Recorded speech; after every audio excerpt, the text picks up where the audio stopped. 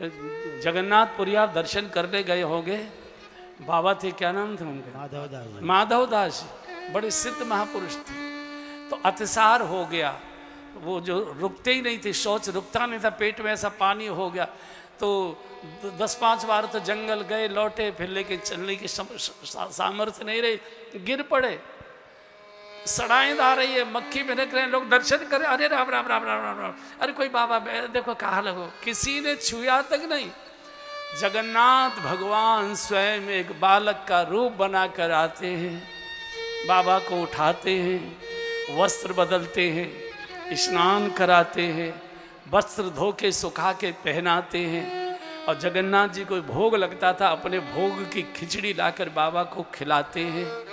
कई दिन हो गए, बाबा ने पूछा, बेटा तू कौन है, बड़ी सेवा की है तूने, मुझे बचा लिया, कौन है तू? बोले बाबा मेरा यही काम है, मुझे साधु महात्माओं की सेवा करने में आनंद है। भगवान ने ये नहीं कहा कि मैं जगन्नाथ भगवान हूँ, मैंने तुम्हारी सेवा की है।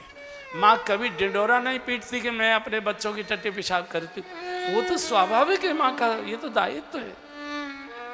तो भगवान उसकी सेवा कर, जो भगवान के हो जाते हैं, भगवान कितने गिरकर सेवा करते हैं, एक उदाहरण के बाद आगे बढ़ते हैं।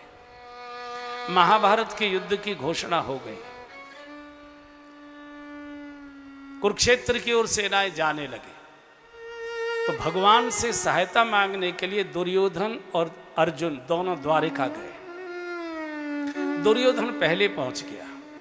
तो भगवान सो रहे थे या सोने का नाटक कर रहे थे, तो भगवान जाने मिलेंगे तो पूछेंगे, लेकिन पलंग पर पीताम्बर ओढ़कर सो रहे थे। अब दुर्योधन है, ये तो अहंकारी है, चूंकि राजा है, ये भक्त तो भगवान के चरणों में बैठता है, अहंकारी को तो बढ़िया वाली कुर्सी चाहिए, सिरहाना चाहिए। तो भगवान के सिरहाने एक सोफा पड़ा था, दुर्योधन उस पर जाकर बैठ गया। थोड़ी देर में अर्जुन भी पहुंचे, संयोग के एक ही दिन दोनों पहुंचे। तो अर्जुन पहुंचे, भक्त तो भगवान के चरणों में ही बैठता है, तो अर्जुन भगवान के चरणों में बैठ गए। शास्त्र कहता है महाभारत युद्ध की जीत तो उसी दिन हो गई थी अर्जुन की, जिस दिन भगवान के चरणों में बैठ गया। तो जो भगवान के चरणों में बैठेगा उसकी कभी हार हो ही नहीं सकती।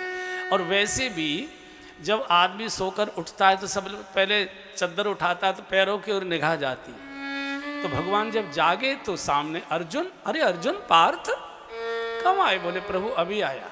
कैसे आए? बोले बस आशीर्वाद लेने आया। पीछे से दुर्योधन बोल पड़ा, भगवान मैं हूं, आया हूं, और याते पहले आया हूं, बहुत देर से बैठो। अच्छा अच्छा तुम भी आए हो? हाँ देखो भाई, तुम मेरे दोनों अपने हो, रिश्तेदार हो, तुम दोनों मेरे अपने हो। ऐसा करो, एक तो मेरे पास नारायणी सेना है, एक तो सेना ले लो, एक मुझे ले लो, लेकिन मैं कोई शस्त्र नहीं उठाऊंगा युद्ध में, मैं रहूंगा साथ। मांग लो।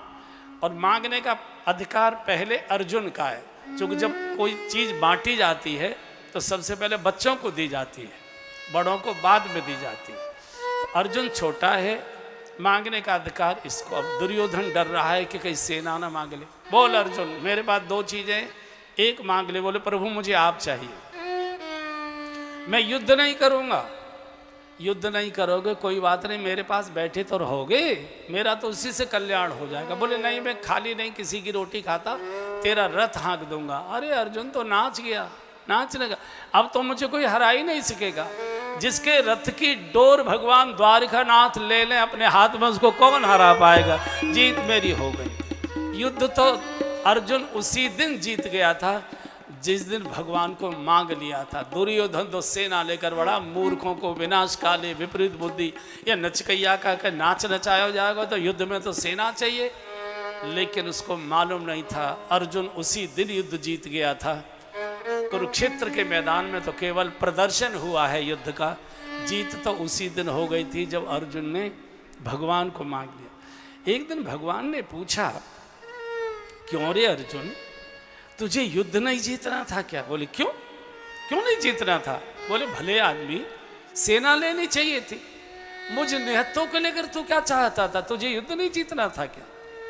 अर्जुन ने कहा गोविंद मैं युद्ध हारने को तैयार हूं, पर हरि को हारने को तैयार नहीं। मुझे हरि चाहिए, युद्ध नहीं चाहिए। और जिसके पक्ष में हरि खड़े हो जाए उसकी हार कभी होती ही नहीं। तो जो भगवान के हो जाते हैं, भगवान किस सीमा तक गिरकर उसकी रक्षा करते हैं। एक उदाहरण लीजिए, युद्ध चल रहा था और सारे दुर्योधन की सेना समाप्त हो चुकी थी। तो दुर्योधन भीष्म पितामह के पास जाकर रोए, दादा मेरी रक्षा कर लो, अब कोई नहीं बचा है, सब मारे गए, मैं नहीं मरना चाहता, मेरी रक्षा करो। तो भीष्म पितामह ने कहा कि अच्छा ऐसा करना, कल प्रातःकाल सायंकाल के समय जब मैं संध्या करूंगा तो तू अपनी पत्नी को भेज देना, मुझे प्रणाम करेगी, मैं सौभाग्यवती होने का आशीर्वाद दे दूंगा, 1000 अर्जुन भी तेरा कुछ बिगाड़ नहीं पाएंगे, जा। ये बात किसी के द्वारा भगवान कृष्ण को पहुंच गई कि कल दुर्योधन को भीष्म दादा दुर्योधन की पत्नी को आशीर्वाद देने वाले, और अगर दुर्योधन की पत्नी को सौभाग्यवती का आशीर्वाद मिल गया, 1000 अर्जुन भी कुछ नहीं कर पाएंगे। तो भगवान सीधे दौड़े दौड़े द्रौपदी के शिविर में गए। कहा द्रौपदी द्रौपदी जल्दी चल। कहाँ चलना? बोले भीष्म दादा के शिविर में। महाराज आप कैसी बात करते हो, दुश्मन का शिविर, इतने रक्षक लगे होते हैं, कौन जाने देगा। बोले इसकी चिंता मत कर, मैं सारी व्यवस्था करेगा। बताओ तो सही। बोले दुर्योधन की पत्नी आने वाली है, अगर भीष्म दादा ने उसे आशीर्वाद दे दिया सौभाग्यवती का, तो मैं तेरे खुले केश फिर बंधवा नहीं पाऊंगा, मेरे वश की बात नहीं। भीष्म का आशीर्वाद काटना मेरी भी वश में नहीं। बोले महाराज चले कैसे, वहां तेरी सुरक्षा होगी। बोले तू चिंता मत कर, मैं देखता हूँ। और खतरा उठाकर बोले वो अभी नहीं आएगी, वो रानी है, वो महारानी है, पहले ब्यूटी पार्लर जाएगी, पहले तो बाल उल ठीक कराएगी, तब तक तू चल। और ले आए।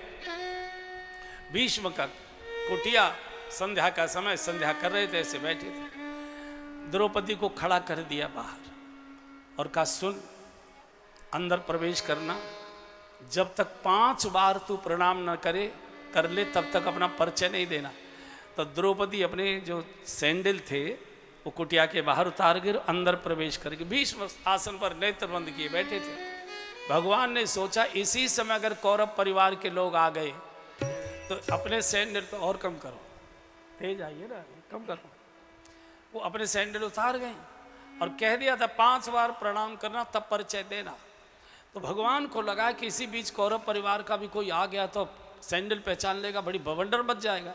तो भगवान ने द्रौपदी के सैंडल उठाए, पीताम्बर में लपेटे, बगल में लगाए, और एक बड़ा पीपल का पेड़ था उस मैदान में, बहुत वर्षों तक वो पेड़ रहा है, पीपल का पेड़ जो कुरुक्षेत्र के मैदान में था, उसकी आड़ में छुप गए।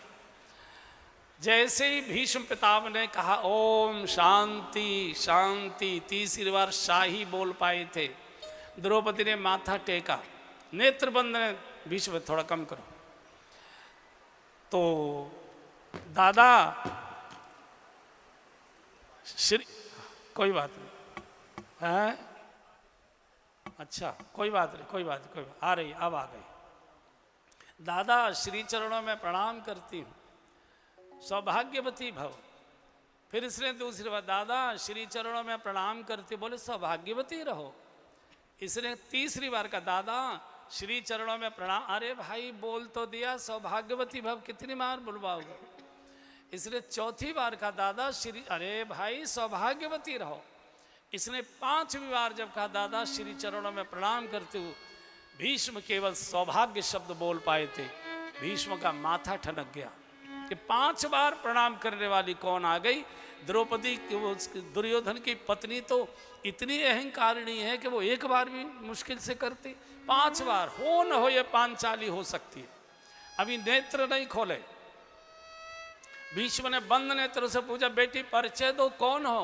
बोले दादा आपके कुल की वधु द्रौपदी आपके चरणों में प्रणाम करती। और जैसे ही द्रौपदी का भीष्म ने धरती पर सिर पटकना शुरू कर दिया। द्रौपदी तूने क्या कर डाला, युद्ध का निर्णय तो तूने कर दिया, बाकी तो अब तमाशा ही दिखाया जाएगा। तू पहले ये बता यहाँ तक पहुंची कैसे, आई कैसे। बोले भगवान द्वारिकानाथ लेकर आए थे। कौन? गोविंद। हाँ कहाँ है? बाहर है। और गोविंद गोविंद करते जैसे भीष्म बाहर की ओर दौड़े तो पीपल की आट में भगवान छुपे खड़े थे, बगल में द्रौपदी के सैंडल, सामने प्रकट होना पड़ा। और जैसे भीष्म दादा ने साष्टांग प्रणाम किया भगवान को, तो भगवान ने झपट्टे से हाथ